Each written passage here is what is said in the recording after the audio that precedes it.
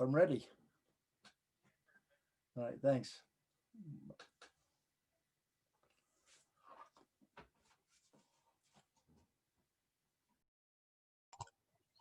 All right, welcome everybody.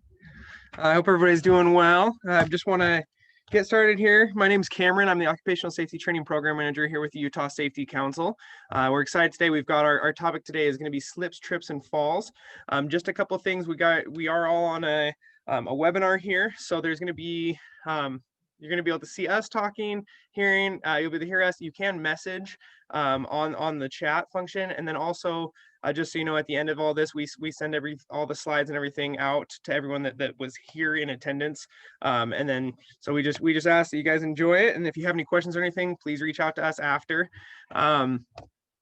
Today we have Doug Handy here. He's going to be giving us a little run through. Our topic is slips, trips, and falls. Let me just pull this. Doug's been with the Utah Safety Council here instructing for over 15 years. He's got over 35 years of safety, direct safety and health, environmental experience. I could spend our whole time here just talking about his experience probably and his interactions, even just his cooking. We could talk about that for quite a while here. But that's what we've got after Doug talks on slip, trips, and falls here today. We're going to just go through. We're just going to let everybody know what we've got going on this month. We're going to just go and let you guys know what we have going on in all of our programs, and then just share some resources and things like that for you after. So without wasting any more time here, Doug, I'm going to hand it over to you. And right now you are muted, just to let you know, but I'm going to unmute you and you're good to go. All right. Thank you very much. Tell me when you can see my screen. If not, let's see. Right. Hopefully you'll be able to see it here pretty quick. No luck? You're good. We can see it. All right. Good enough. Okay.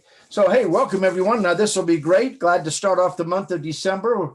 Great month and kind of a crazy year, but it's a memorable year one way or the other. So make it as fun and memorable as you can as you go through the process. So, all right, we're going to talk about slips, trips, and falls and the prevention process for this. And please join in. If you have questions, you have comments, you have experiences or stories you want to share, go ahead and do that. We'll kind of move through these, not super quick, but please, if you have questions, so please go ahead and share, and you can help educate me as well. So, all right, here we go. We're going to.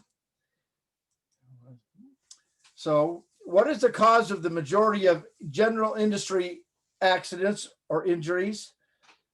What attributes to 15% of all accidental deaths? And there are more fatalities than any other causes except motor vehicles, both on and off the job. And more than 1 million people every year seek medical attention, emergency treatments because of this.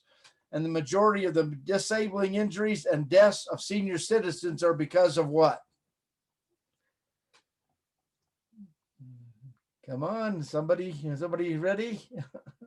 Slips and falls on and off the job. So, you know, the old school things we talk to, hey, just do what mom says, watch where you're going and pay attention. I don't know how many people do that or remember mom. I know my mom talked to me a lot about those type of things. And really it comes down to this a lot of times, adjusting to different walking surfaces. Even if you're in your own house, you walk from your bathroom where you have tile or linoleum onto a carpet, different texture, both the other way around as well. If you're outside, cement to grass, gravel to pavement, all those make a big difference. And also lighting makes a big difference for slips and falls, both on and off the job. Think about a time you went to a movie theater. I don't know, it's probably been a while for most of us, most of this year, but you know, you first walk in the movie theater, if the movie's already started, you walk in and you have to let your eyes adjust. It's hard to see the things that you're doing. So, you know, I'm going to show you 4 keys today of preventing slips and falls that'll help you pay attention, or maybe help you with teaching your people and your families how to do this. So, wow, look at this. How many of us have seen this happen? Hopefully not to a polar bear, but to somebody. and probably ourselves. So it's about slips and falls. It's all about the traction, all about those things that make a difference to us when we're outside or inside. And all different surfaces, different things we've talked about make a difference. So, when there are signs up says watch for ice, probably a good reminder, good indicator that maybe we pay attention. So I'd like to just take a couple of minutes and go through some of the facts about slips and falls, and maybe some of the human factors, things that we can hopefully control. So when you look at this, human factors, 54% of the slips and falls that were analyzed are attributed to human factors. And we'll talk a little bit about more what they are here in a minute. 25% of the slips and falls were attributed to wet or slippery surfaces. That could be ice, that could be snow, it could be spilling your Diet Coke on the floor, whatever it is.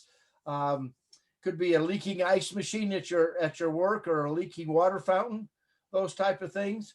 And then down to the very bottom, 2%, the slips and falls happen to occur on or around ladders, on or around stairs, and poor lighting is one of the factors that by itself is just 1%.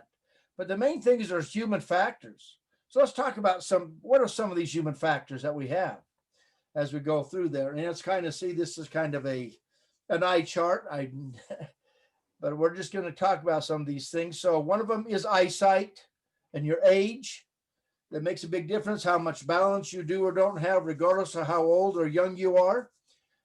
Whether you're fatigued, your kind of physical state or physical condition you're in. And maybe it's about your behaviors. What are you doing? Are you looking where you're stepping? Are you carrying things? Is there poor housekeeping?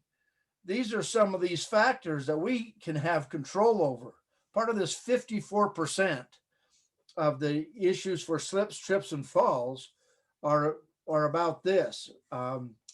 We also have inattentive walking. I know that's becoming more and more popular with the use of the cell phone and texting while walking. We talk about texting while driving.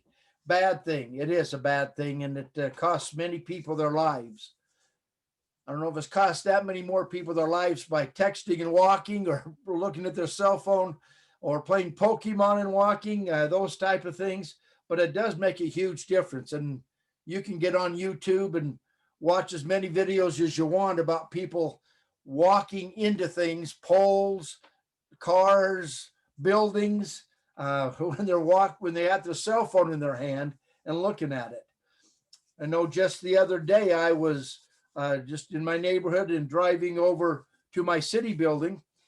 And as I was going over there were two grown adults that were walking around in the middle of the street with their cell phone playing Pokemon. I'm okay with Pokemon if that's what you want to do and all that, but not in the middle of the street where you're not paying attention. So slips, trips, and falls, a lot of that is the human factors that we can pay attention to. So if you look at this, let's talk about the dynamics of slip, trips, and falls. Really, it has a lot to do with the center of gravity, your center of gravity, and how your body is underneath or not underneath the center of gravity, how your legs either support that or they do not. So center of gravity is a huge thing. And that's why people who are running or going up or down stairs, because their gait or their stride, the length of their step is different, and things come at them either faster or slower, their center of gravity is off when they move up one stair or down a stair, or when they're running, they're spanning bigger areas and their center of gravity is over a larger area of space. It's all about the center of gravity of your body and how your legs and your body can support itself.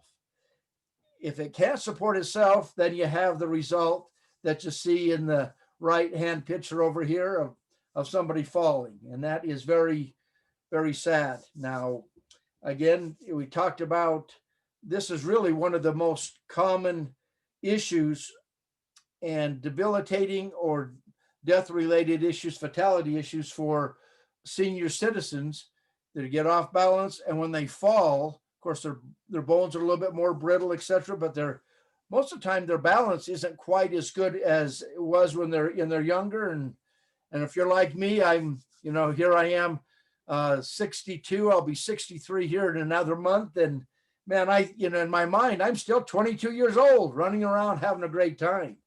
But my body doesn't work that way, unfortunately, as you go through the process. So slips, trips, and falls, the dynamics are the center of gravity in your body as you go through that.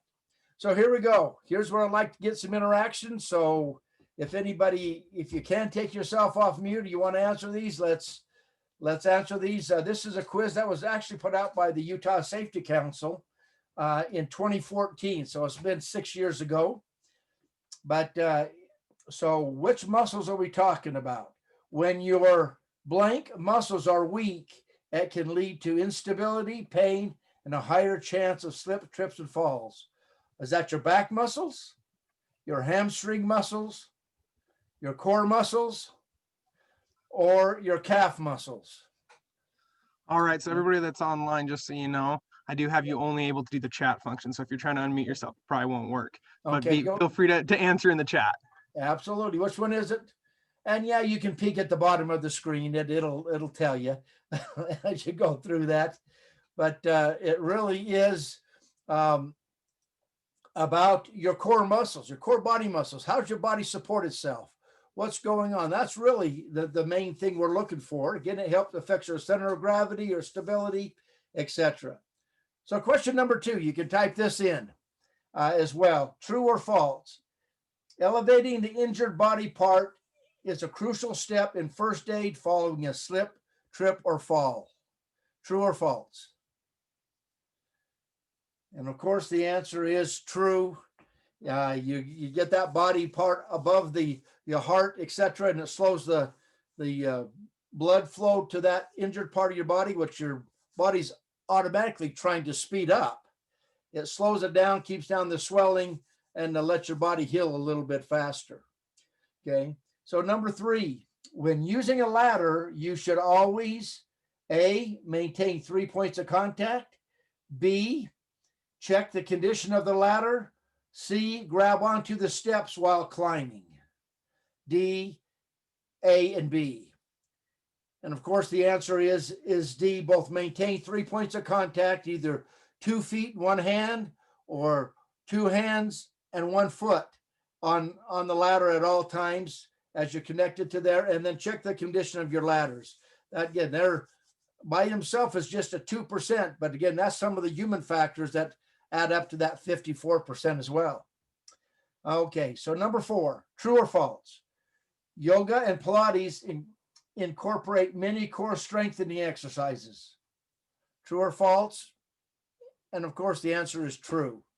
Absolutely true. So you get more exercise, you do some different things, whether it's yoga, Pilates. For me, I do karate. I'm a 2nd degree black belt in Hapkido karate. So balance and those type of things make a difference, but it just helps me keep my body in good shape and in where I need to be. So, and the 5th one, adding what will maintain good housekeeping and cleaning spills will help minimize fall risks at home. Is it handrails that you want to add, or more furniture, or extension cords? And of course, the right thing is handrails. And you'll find that handrails in your house, if you use them, going up and down the stairs, help your kids, your grandkids, those doing that. You learn to use those handrails. It really, not only does it help stability, but it takes a lot of the weight off of your body.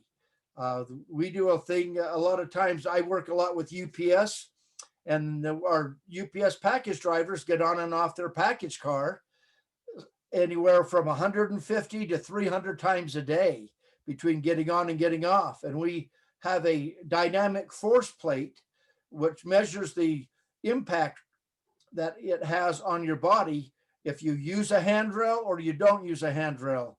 And it's amazing how many millions of pounds a day our drivers can take off of their ankles, hips, and knees by just using a handrail and getting a little bit more stability. Makes a huge difference. So just keep that in mind. Handrails are a good thing. We encourage you to use them as you go through the process and have them in your house, etc. Again, this is the same year 2014 National Safety Month in June, where they talked about mind your P's and Q's. There's some good information here. And again, you'll be able to see that when you get this PowerPoint. Or you can get it from the Utah Safety Council from the year they put it out. So let's talk about slips, trips, and falls, watching your step. Okay, again, watching your step. So again, the average person takes about 18,000 steps a day. Some a lot more than that, some a lot less than that, but the average person is estimated takes about 18,000 steps a day. Okay, slips, trips, and falls weaken your ankles, knees, backs, and even your hips as you go through this process. So the slips, trips, and falls are things we definitely got to avoid. And if you look at this, really, it's about two issues. It's about the loss of balance and that center of gravity changing, and it's also about the friction where you're between your feet and the surface that you're working or walking on. Okay, very important that you understand that. So that's why it's important for us to have the right type of environment that we're working with and the right type of equipment and the things we're doing. So the 3 laws of physics will guide you when it comes to slips, trips, and falls. Friction. What type of soles are on your shoes to help you be in control? That friction, again, that's the contact and the type of contact that's between the soles of your shoes, or if you're doing without your soles of your feet, and the surface that you're walking or working on. Okay, momentum. So the faster you go, the size of the object, that will help determine how much force there is and whether there's things that'll help you be less or more stable as you go through. And then that center of gravity, just like I told you before, it's about the center of gravity, where the center of gravity of your body is. That makes a big difference to how your feet are positioned under you. And when I first people started talking about center of gravity, I didn't really understand what it was many years ago. And boy, the more I got into slips, trips, and falls and some of that, it really makes sense. And it is a true key factor of where your center of gravity is and how your body is spread out and how your body can support itself. So what kind of shoes should you be wearing? Well, it depends on what type of surfaces that you're on. If you have neoprene or synthetic rubber, they work pretty well both on wet and dry surfaces, but not very well on oily surfaces. Crepe soles, again, work wet or dry, but not on smooth concrete or wood surfaces where they're smooth and there's no amount of friction, a coefficient of frictions that you have. Soft rubber on most dry surfaces, not wet surfaces, work really well. And then hard rubber is best for greasy concrete and wood, not for necessarily ceramic tile, etc., but for those things. So your choice of shoes, what you wear every day, whether it's a fashion statement or not, can make a big difference on whether you slip, trip, or fall on any particular day.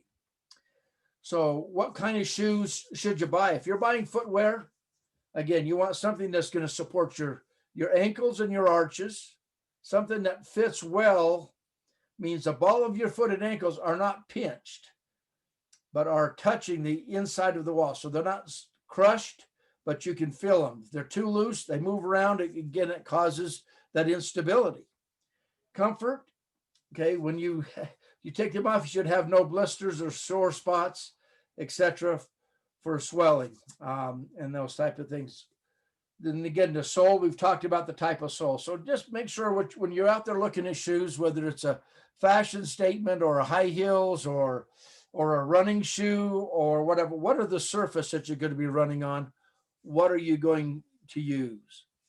I tell my people over the last 40 years of working in safety, I always told my people, you're industrial athletes.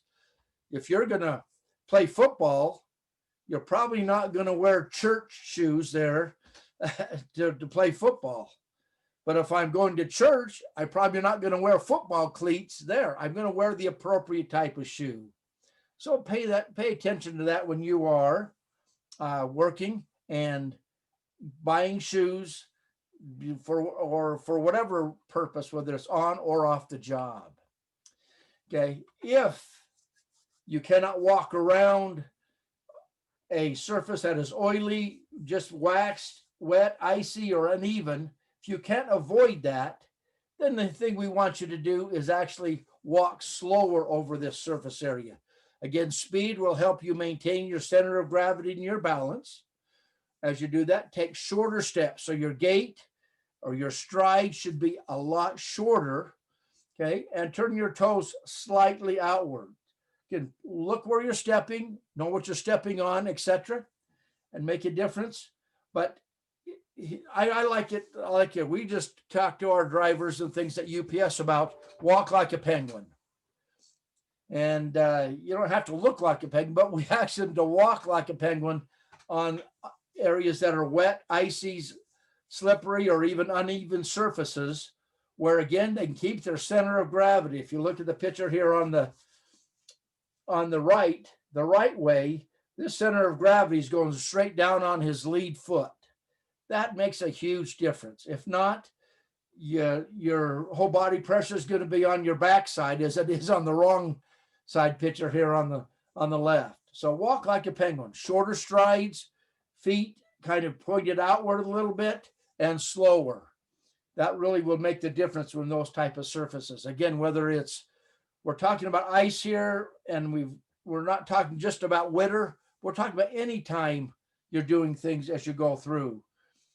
I don't know how many of you may have had a chance to walk out on an ice rink, whether it's a skating rink and a hockey rink, or if you're up and doing curling and those type of things. It's tough to walk on the ice without the right type of shoes.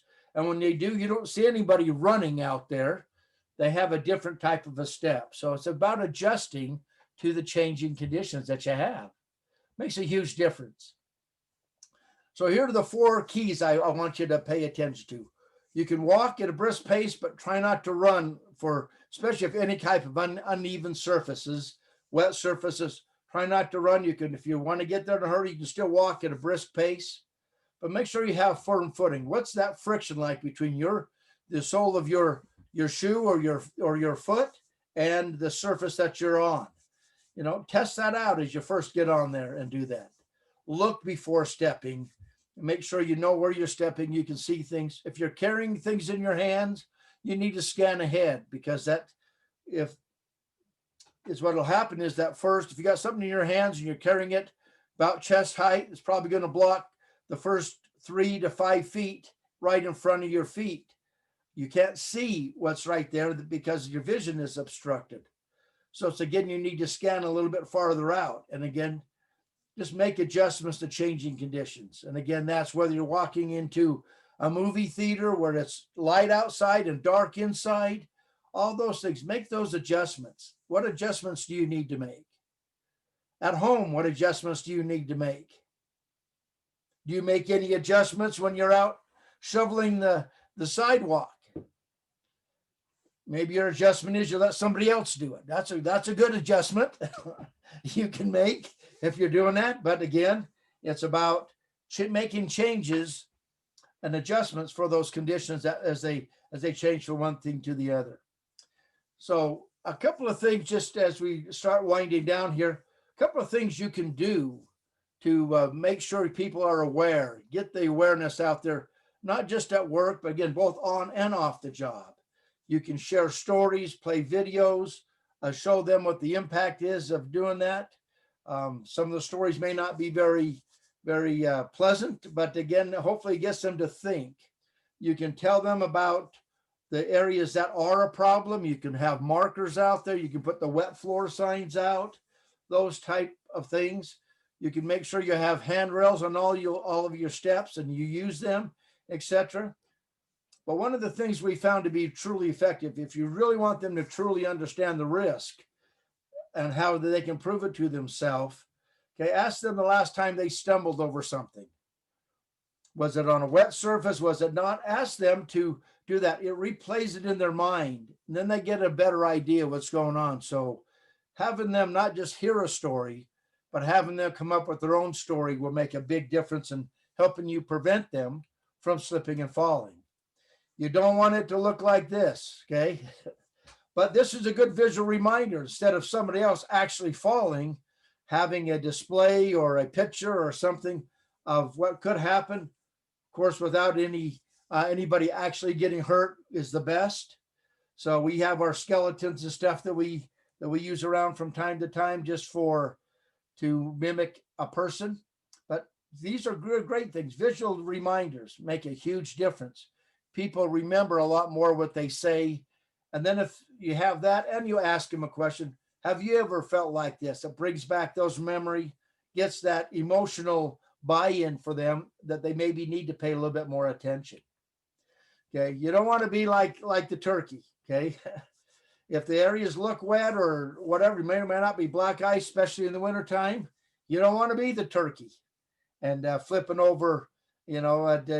From some cartoons that may sound funny. I guess a lot of people think it's fun, and there's a lot of humor in people slipping and falling. Well, I guess I've just been in the safety world for too long at 40 plus years, and I don't have the same comic, uh, feelers as a lot of people do. I really don't like to see people tripping and falling, but it happens pretty quick.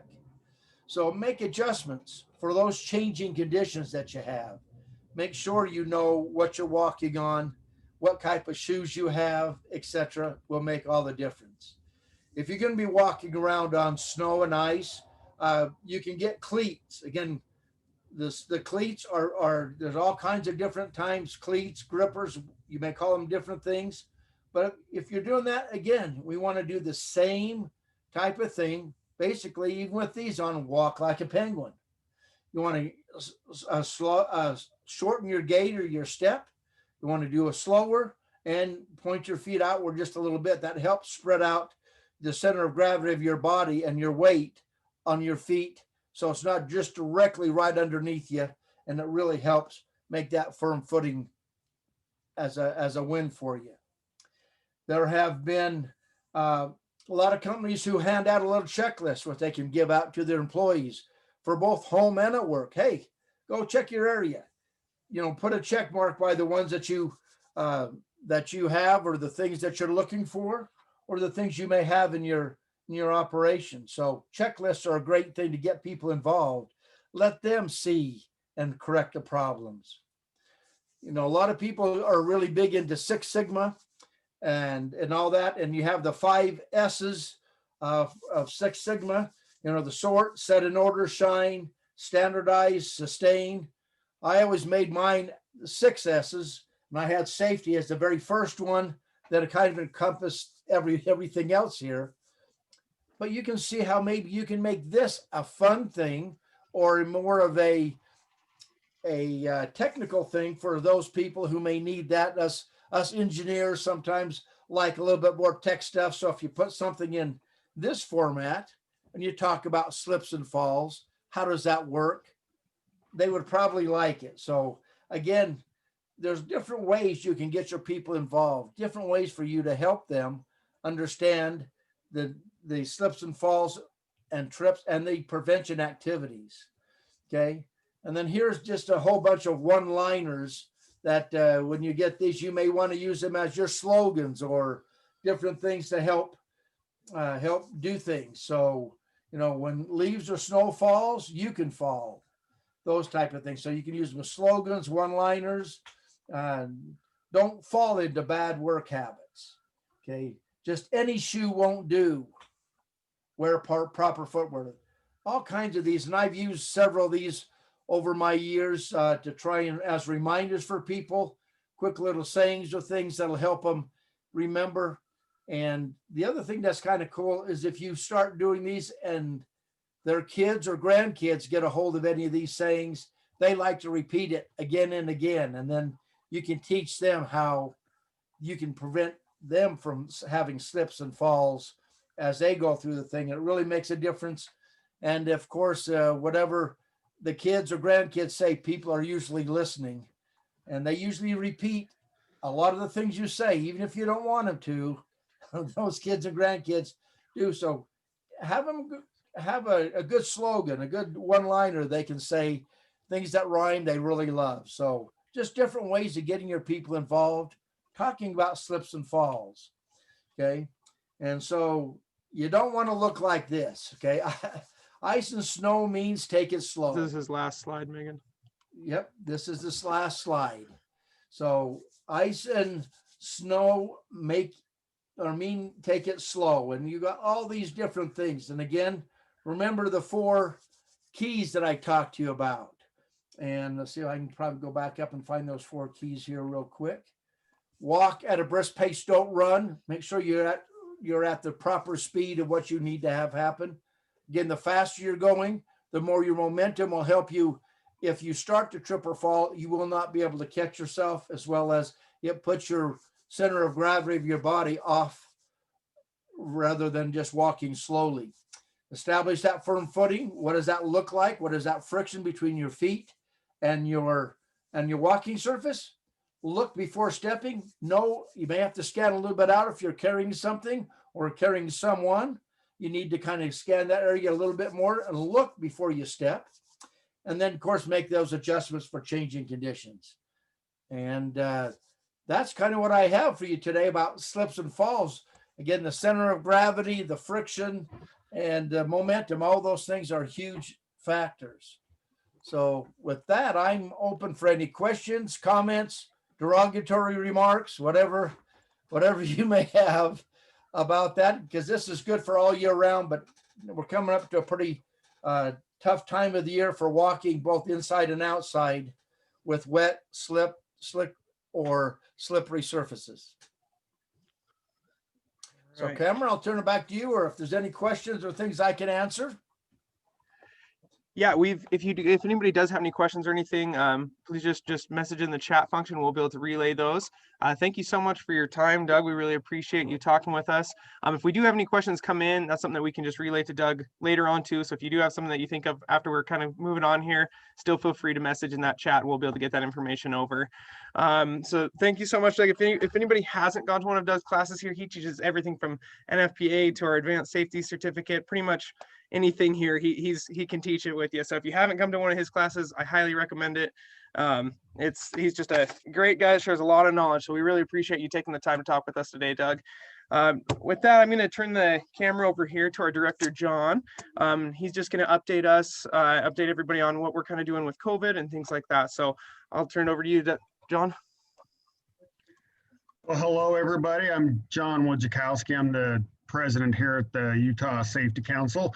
Before I talk about what I want to talk about, I just want to thank Doug Handy. And I will say that with the information we get from Utah OSHA, one of the highest rates of accidents we have in Utah are people that fall in parking lots, hospitals, or healthcare facilities in the winter time. So be careful out there. And if you are in that setting where you're walking on a slippery surface in the parking lot, I just want you to think of Doug Handy and tell yourself, don't be a turkey and walk like a penguin. Yeah, I appreciate that, John. That's good advice. Okay, well, I wanted to offer a quick COVID update here at the Utah Safety Council. You know, the pandemic has been challenging for everybody, and it's been challenging for us. I am proud to say that the Utah Safety Council has been able to stay open as an essential business for several months now without any incidents of COVID exposure. Over the past several months, we've implemented safety protocols to help reduce the spread of COVID-19. Things like we are encouraging students to take our courses virtually or web-based instead of live. And many of those courses, most of our courses we can deliver in a virtual setting. We've always been really careful and astute about cleaning and sanitizing the classrooms and the building here at the Utah Safety Council. And we've required mask wearing in the building for several months now. But even with all these safety protocols and measures, we had an exposure here at the building a couple of weeks ago where an employee tested positive.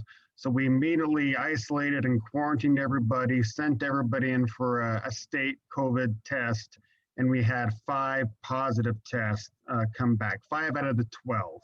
10 employees, 10 full-time employees here, and a couple of instructors that are in the building frequently. So we shut the building down for a couple of weeks and had everybody working from home the best they could. Those that tested positive, even they continued to work and recover at the same time. So we appreciate their efforts. But we did have an exposure, and we are going to continue throughout the winter months into 2021 to adhere to these safety protocols. So we appreciate your patience, as we all work our way through the pandemic. But we have the best members and partners here at the Utah Safety Council. And as we were shut down, we had a company called Apache Industrial Services, and a representative from their Safe Space Solutions reached out to us, and they offered some solutions to us to help sanitize the building and kill any viruses that might be lingering in the building. So we were real excited to take them up on their offer. The representative Nicole came by with this cool Apache Tomahawk machine that I think Cameron has a video queued up, and it's best if we just watch that so we can see what it's all about.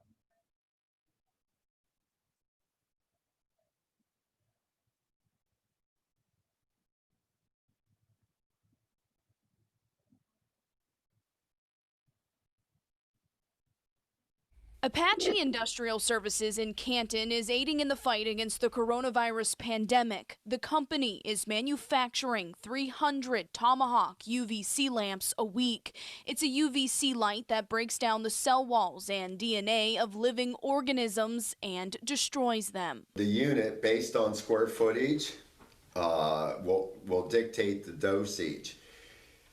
The UVC ray will penetrate the DNA of the cell and pulverize that cell. Any type of virus, it will zap 99.9% of it. The UVC light unit comes on wheels and can be moved throughout a room. For a 300 square foot room, it can sterilize the space in as little as 12 minutes. We're using them now in schools, churches, retail. We did a prison in South Texas, doctor's offices, dentists. Also in the company's product line to fight COVID-19, a mass temperature screening system. In only 30 minutes, it can scan up to 5,000 people for temperature readings. If we set this thing and we're moving people into an entertainment venue, a stadium for a football game, a concert, as they're moving, herding people through the turnstile, our series of cameras with infrared will detect temperature and scan each individual. And if someone is above that set standard that we have, they'll be identified. The technology instantly displays heat readings and lowers the risk and decreases the time that a potentially contaminated person is on the premises. It's part of the company's Safe Space Solutions, so people can get back to work and life safely. When you look at the deaths and you look at the confirmed cases, these units in our Safe Space Solutions will give the owners of these venues, will give these doctors, these dentists, patients, will give their patrons, will give our people a sense of well-being. For Spectrum News, I'm Rachel Monjovi. So thanks, Cameron. So I just wanted to publicly extend our appreciation and thanks to Apache Industrial Services. We have this Tomahawk machine in addition to an airflow machine and a handheld Tomahawk that we're able to use here at the Utah Safety Council to keep our employees safe, our students safe, and our instructors safe. So if any of our members want information or a connection to Apache, please reach out to us, and we'll make sure you can talk to them about their solutions to help keep your own workspaces clean and safe from COVID-19. So with that, the Utah Safety Council is open. All our employees are COVID-free, symptom-free. Going into the holiday season, there will be some time where we're not in the office, but we're always able to take your phone calls and emails and still be able to function and deliver any safety needs that you might need. So with that, that's all I had. I'll turn it back over to Cameron, and thanks for having me. All right, well, thank you so much, John.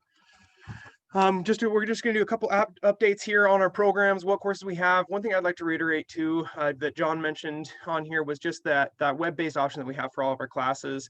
A lot of people, when they go web-based, they go, oh, well, I don't want to do a module-based course where I need to click through these classes. Our courses are not that. They're going to be real-time. You're going to have an instructor, and you're going to have almost that same face-to-face interaction. You're just going to have a camera creating the difference between you guys. If there's any courses here that you're looking to get into, I will get you materials. If I need to drive them to you, I can do them that way even. So we've been doing these web-based courses for quite a while now. We've worked on a lot of the kinks, and it's really working really well. If you need to get your team trained, we can do that virtually. We can have an instructor either here at our facility, or you can come to your facility if you need that. But we can do web-based training for almost everything that we offer here. Just a couple things on my calendar here. If anybody is working on their OSHA compliance certificate, there's quite a few courses coming up this month. We've got lockout tagout tomorrow. We do have a 30-hour OSHA construction safety. We do have a confined space compliance series, as well as an electrical safety. These compliance series courses are really just focused on the actual standards, how you're going to be navigating those as a supervisor, as a manager. So if you do have leaders in your organization, these are really great courses to get them through, especially if you're going, okay, this is your specific field that you're working in, these are specific things you're going to be working on. You're really going to break down what the standards are and what the expectations are from OSHA with those courses. Another one that we do have this month coming up, we have our OSHA 10-hour general industry. So if you haven't used your member benefit, that's a really good course to get into. If you are a member with the Utah Safety Council and you haven't used your member benefit yet, I definitely take advantage of that one. These courses, the 30-hour and the 10-hour right now, are pending approval, so we might be able to have web-based seats for that. So just check in with me as we get closer to these courses, and then I'll keep you updated on that as well. But we will still be holding them in-house with social distancing, masks, everything as well. But that's what I've got coming on. If you we have a forklift operator safety course, as well as a forklift trainer course. So if you have people that are currently licensed in your facility and you want them to be able to train other people, we have a great course there that we do with coaching systems. That one has web-based seats available as well. So if you have any questions for any of these trainings that I've got coming up in my occupational program, just reach out to me and I'll help you get signed up, and I can answer any questions as well. So that's what I've got going on for occupational. I'm going to turn it over to Megan. She's going to run you guys through my refinery program.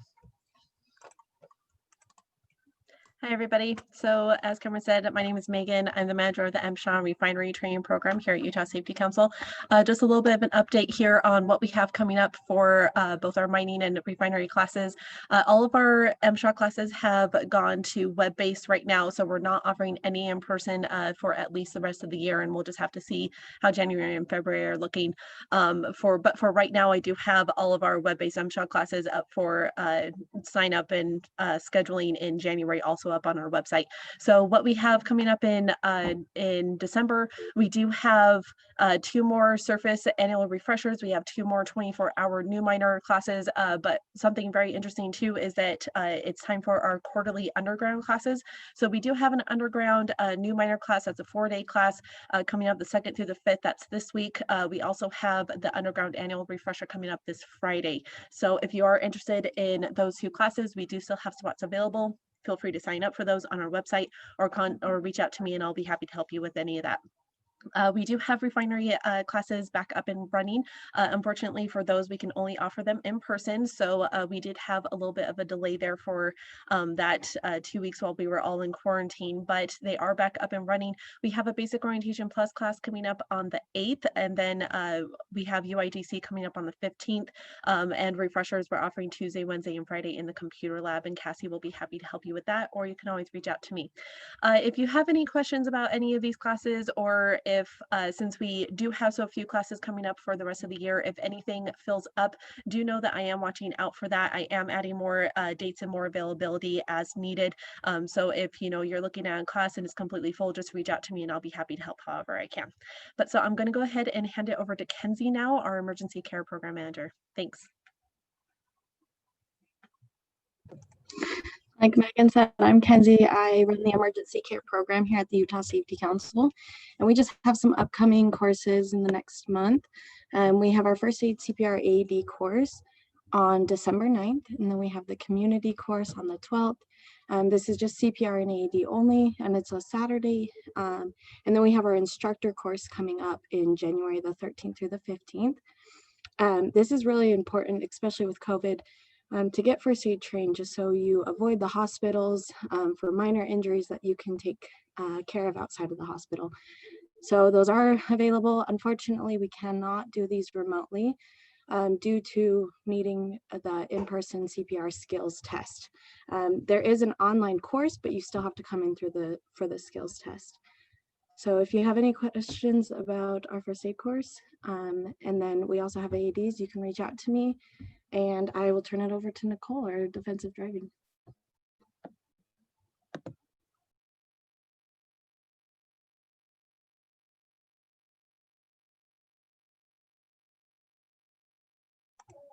Hey, Nicole, you're muted right now. Okay, is that better? Hi, I'm Nicole with the Traffic Safety, and I am just here to remind everybody to wear your seatbelts. UHP is writing tickets, and this video will demonstrate why seatbelt safety is so essential. December 29th, we were on our way down to Mexico for a little fun New Year's trip. We were heading southbound on I-15. We were just talking in the car, and I looked up and saw lights and realized that there was a car right there in front of us. She and I both saw the guy at the exact same time. She just yelled my name, and I said a little profanity and swerved at the same time. And before anyone could do anything, we had collided. It was enough to avoid a direct head-on collision.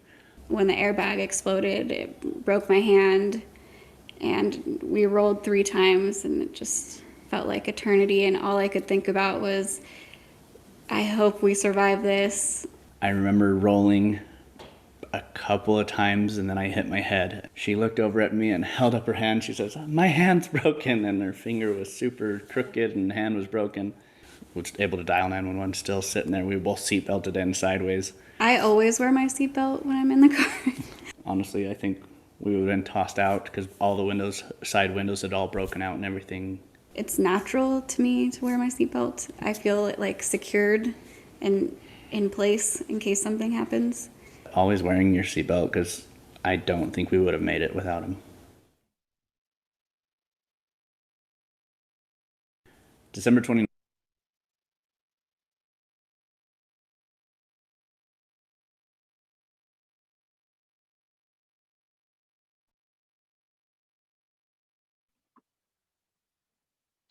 Okay.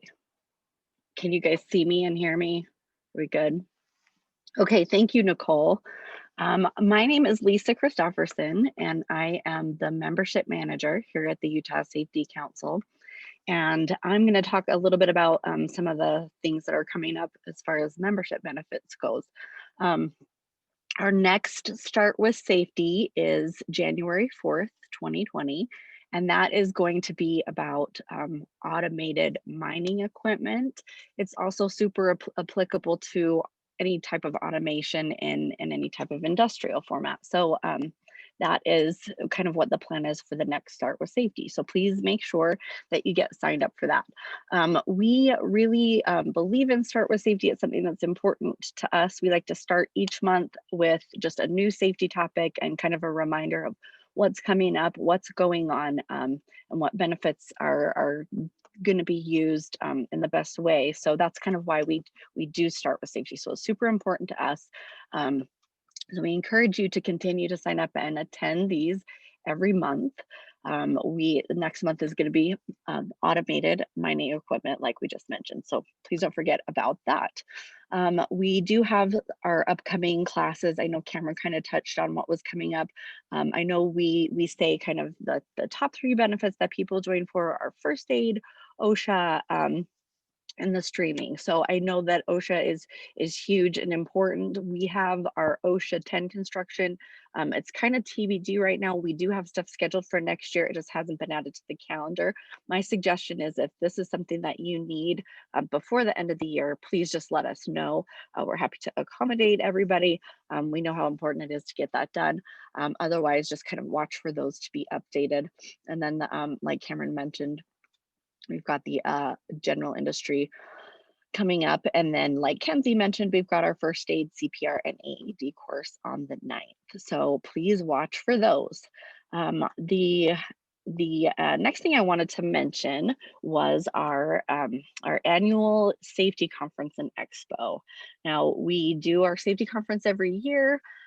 This year it's going to be virtual. So I know we kind of mentioned it before, and we wanted to do it a little earlier in March, but we ended up having to adjust a little bit in order to make sure we had some really amazing keynotes. So we have a great program planned, some really exciting things, and it's going to be all virtual.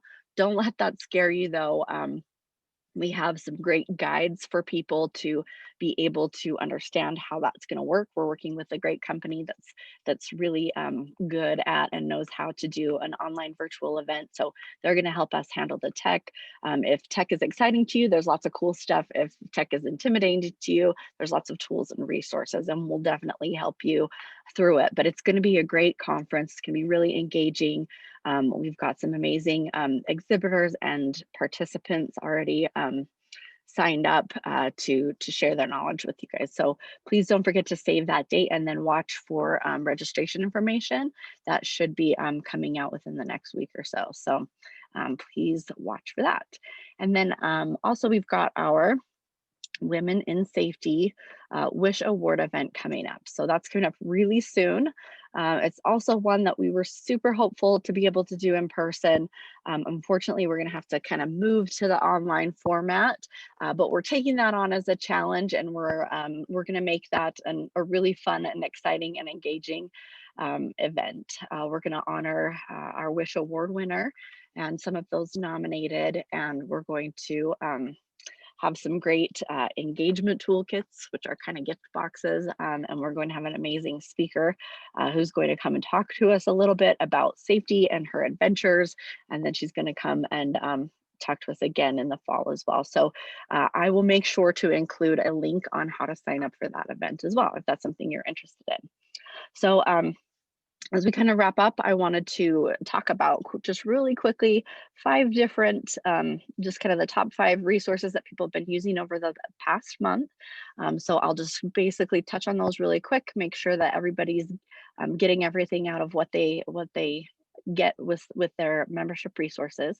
So I'm just going to run through those, and then at the end of this meeting, we'll wait for the recording to finish downloading. We'll add that link in, and then I will send out an email to everybody that's on this call with links to be able to sign up for all of these things, to request these things, links to the videos, the resources, the presentation that Doug did. Everything will be included, and we hope to get that out very shortly upon conclusion. So I've already kind of got it keyed up and ready to send. I just want to get this downloaded. So real quickly, let's just go through these top 5 things. Then I'll kind of give you an idea of how to track us down. The first one is the streaming. I mentioned before, people kind of join for the OSHA and the first aid and then the streaming. So I really like the streaming. I think most of you, I looked at the list, most of you have used it before. But if not, please don't hesitate to reach out, because this is a huge, huge benefit and resource. And if you're not using it, well, you should be, because there's a lot of great stuff in there. So you can link to this through our website, or you can kind of just go directly to Training Network Now, and I will include a link. If for some reason you're having an issue logging in, please just let me know. Email me at safety@utahsafetycouncil.org, or call me, respond to my email, whatever works best for you. But it's super easy to reset and make sure that you have access. So once you do have access, we have tons of videos in this site. And they all come with additional resources and materials. So it comes with at least a quiz and a certificate of completion. A lot of them will come with trainer guides or kind of posters or something to hang up or something to help remind your learners what they are doing. So there are thousands of videos here. The last time I talked to them, he told me there was over 2,000, and that includes the Spanish titles though. So there are tons and tons of Spanish titles, and they continue to add more and more. So if that's a resource that you need, please keep checking because I can't believe how much Spanish there was added this year from when I started. So lots of Spanish stuff added as well. So what I did while we were listening to Doug was I just did a quick search of slips, trips, falls, ladders, fall protection, and I found more than 42 pages of videos and resources here that had things to do with that type of topic. So I found a music video, which I've never seen before. So there's actually a music video about slips, trips, and falls there. I didn't watch it, so I don't know if I want to recommend it, but you've got a music video on there. I can't get no traction.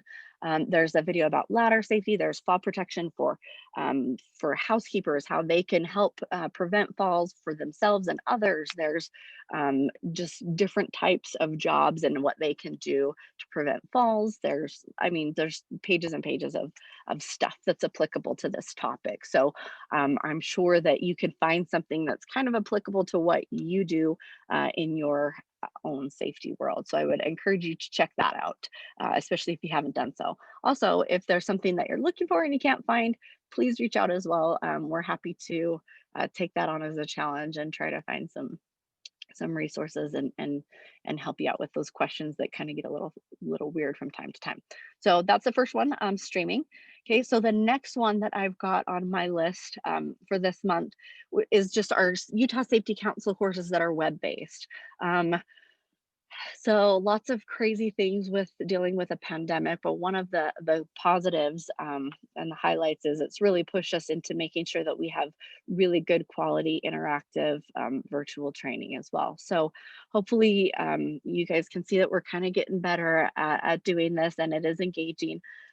But we do have a lot of classes now that we're trying to just do online until things get a little bit safer. So now's a great opportunity to do some stuff that maybe you weren't able to do before. Coming to the Safety Council, a lot of these classes are just a half a day, and I know that takes a whole day to come in and do all of that. Now with it being online, you do need to participate and be actively involved for credit for that class, but just being able to do it remotely is huge, and we want to be able to continue to do that. So if you continue to do it, we can continue to provide it. So please consider getting some of that training out of the way and doing some of that stuff remotely.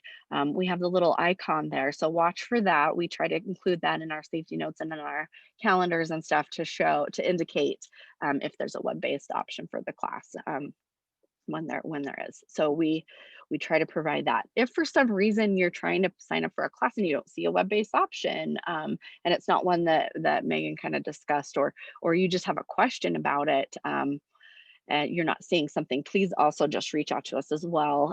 Sometimes, we're trying to update our website and keep track of the calendar and make sure everything's automated correctly, but sometimes we miss some things, and we would hate to have you miss something that maybe we missed. So just if there's something you're looking for, please, as always, just reach out, especially when it comes to those web-based classes. Okay, so the next thing on my list was the Take Safety Home.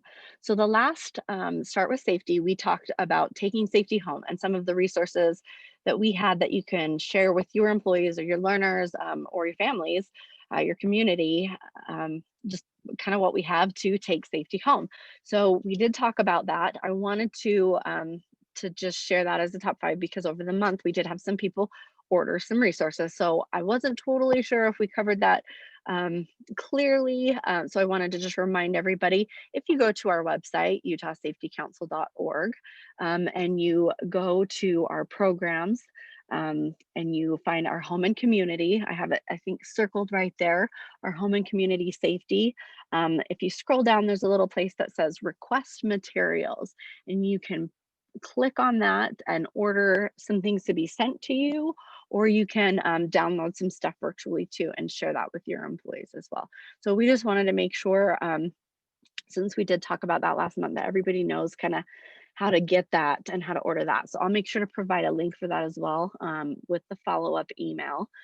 But we wanted to make sure, because it is a little bit tricky to find sometimes on our website. So there is that great resource if you haven't already reached out to order some of that. Okay, so the next one that I have on the list, I wanted to talk quickly about our consultations, our walkthrough. So this past month, we had our class called Safety Management Systems, and our instructor was Kevin Robinson, and he does a great job of teaching this class, and he also does a lot of our consultations and walkthroughs. So he kind of bases this class around setting up kind of a safety program, and it's generic enough to, if you use ISO 9000 or Six Sigma, or you're regulated by the FDA, or just all sorts of different things, it all touches safety. So just having something generic, or having a walkthrough and having kind of a second set of eyes, that's a membership benefit that we do. And it's something that members can do every year. So that class was great. It was my first time participating in that class. I really appreciated it. And then I had Kevin send us just kind of an outline of what he does with one of our members' studies weekly. So he does their consultation, I think, almost every year. And then he kind of helps them come up with a generic safety policy. It's pretty short. It's like 9 pages, 9 pages. And they just kind of go through that every year. And that's just a membership benefit that we have, and that people like Kevin Robinson and people like Doug Handy, who have that experience in that safety knowledge, and they can just see stuff. We see things every day, so it's great to always have a second set of eyes. And I know we always are trying to do process checks and controls, so just having a great additional resource is an amazing benefit, and it's something that we can do safely, something that we can even do virtually if we needed to. So just please don't forget about that benefit. Take advantage of it if you haven't. It's just resources at your fingertips that are amazing and super helpful. So there's that one. Okay, so the next one that I've got for you here is our last one, and then we will conclude. But I wanted to point out quickly how to track down our products and request a quote for an AED. So if you visit our website, there is a spot on the top right where it says products. You can click on that, and there's some options. I would click on emergency care, and that's going to give you those emergency care products. And you can see there's the membership benefit discount. You can see all the books, everything that we've got for emergency care. If you scroll down, there's an item, there's a couple of items that are AED request a quote. So it's almost like you're going to buy it, but it's just requesting a quote. So go ahead and just click on that and walk through that, and that will just give us your information, and we can provide you with a quote. We can call you, we can kind of talk through what your needs are, make sure that is something that you need, and make sure that you have from us what you need, or you have direction from us. So we're happy to provide that anytime, just kind of a free thing that we do. And then, yeah, don't forget to check out those emergency care products as well. So that is kind of the top 5 membership benefits, I would say, over the past month that people are taking advantage of. So don't forget about those. And then the last slide that I wanted to share was just, here's our information. Please feel free to reach out. I know it was a little crazy when we had to kind of quarantine, and we're doing the best that we can, but we're back. We are engaged, and we're excited to help. So please make sure you give us a call. send us an email. safety@utahsafetycouncil.org is just a really easy way to do it, or you can leave us a voicemail. If you don't follow us on social media or you haven't tracked us down, we're really doing pretty good at Facebook and LinkedIn, working on the others, but Google is also has a lot of updates as well.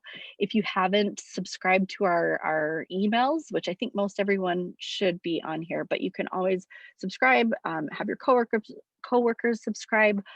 You can check your settings to make sure that you're subscribed to what you want to be subscribed to, and that is just on our website, just at utahsafetycouncil.org. So this concludes our Start with Safety for December. We just appreciate everyone for joining, and thank you for your commitment to safety.